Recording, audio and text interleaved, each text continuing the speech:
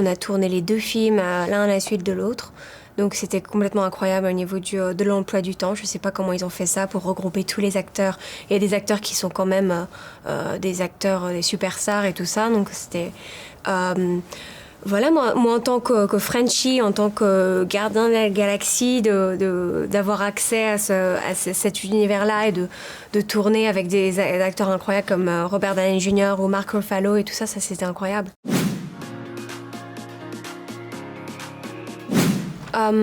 Je pense qu'il y a un aspect très dramatique, bien sûr, qui va avec le film, qui va avec les 2 films. Et Kevin Feige en parle d'ailleurs. À la fin des 2 films, ça va vraiment être la fin d'une ère pour Marvel. Et il va y avoir l'anniversaire des 10 ans de Marvel aussi. Et donc ça, c'est vraiment... enfin bon, voilà. Il va y avoir une autre étape après.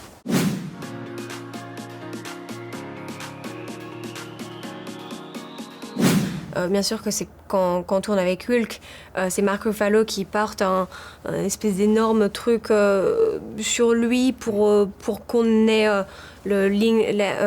pour qu'on sache où regarder. Sean Gunn, qui est un super acteur et qui est aussi le frère de James Gunn, c'est lui qui joue avec nous et qui parle comme le personnage et qui bouge comme le personnage et tout ça. Donc c'est un peu comme si on tournait avec Rocket. Ils lui ont donné un sweatshirt à capuche avec un petit raton laveur, un petit badge raton laveur comme ça.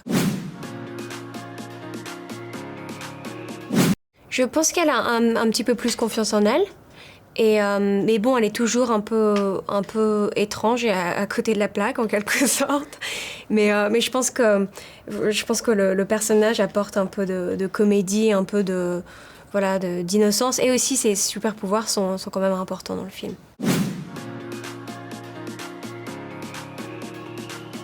Je me suis entraînée comme une malade mentale parce que j'ai vraiment envie de faire un film d'action et j'adore faire mes propres cascades et tout ça. Donc ça, je l'ai fait.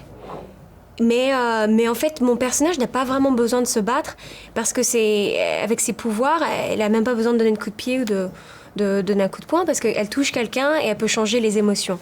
Donc c'est vrai qu'elle n'a pas vraiment besoin de casser la gueule de quelqu'un. On attendrait de mon personnage qu'elle fasse des arts martiaux et tout ça. Et puis en fait, si elle n'en fait pas, je trouve que c'est pas plus mal. Et je pense qu'il y a un peu plus de profondeur au niveau du jeu aussi. Parce qu'au lieu de se battre, elle se sert de ses émotions aussi. Donc voilà, même au niveau d'acteur, je pense que c'est un peu plus enrichissant aussi. J'ai une partie de moi qui est un peu comme Mantis, un peu... voilà, une partie un peu étrange et puis parfois un peu innocente. Et puis en même temps, j'ai un truc un peu plus genre garçon manqué ou un peu plus guerrière et j'aime me battre et tout ça. Donc j'aurai un petit côté un peu Gamora. J'en sais rien, je suis un mix de plein de trucs, comme tout le monde, non ?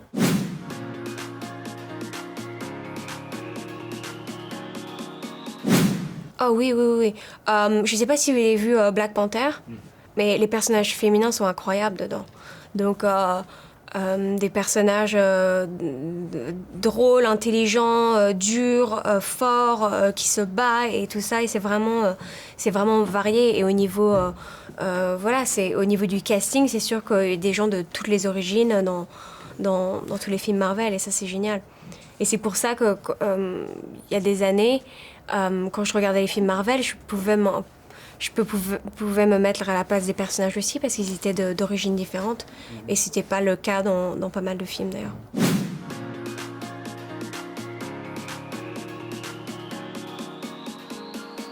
On voit pas les scénaristes, mais bon, bien sûr, on peut changer des choses, on peut apporter notre touche personnelle. Et au niveau du dialogue, on peut changer des choses, bien sûr. Par exemple, dans la bande-annonce, quand j'ai fait le truc comme ça, c'était pas du tout écrit dans le scénario.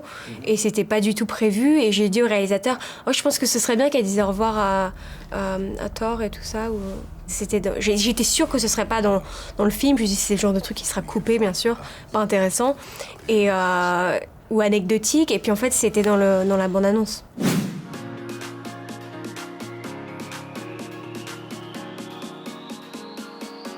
C'était dur pour moi à l'époque, avant que je parte aux États-Unis. Je passais quasiment pas de casting, c'était vraiment galère. Et voilà, puis après j'ai eu cette opportunité de jouer dans le film de Spike Lee, ce qui a été complètement incroyable. Enfin, c'est un réalisateur et un être humain que j'admire profondément. Et donc j'ai tourné dans ce film-là, mais après j'ai aussi eu mes moments de galère aux États-Unis aussi, c'était pas tout rose du tout.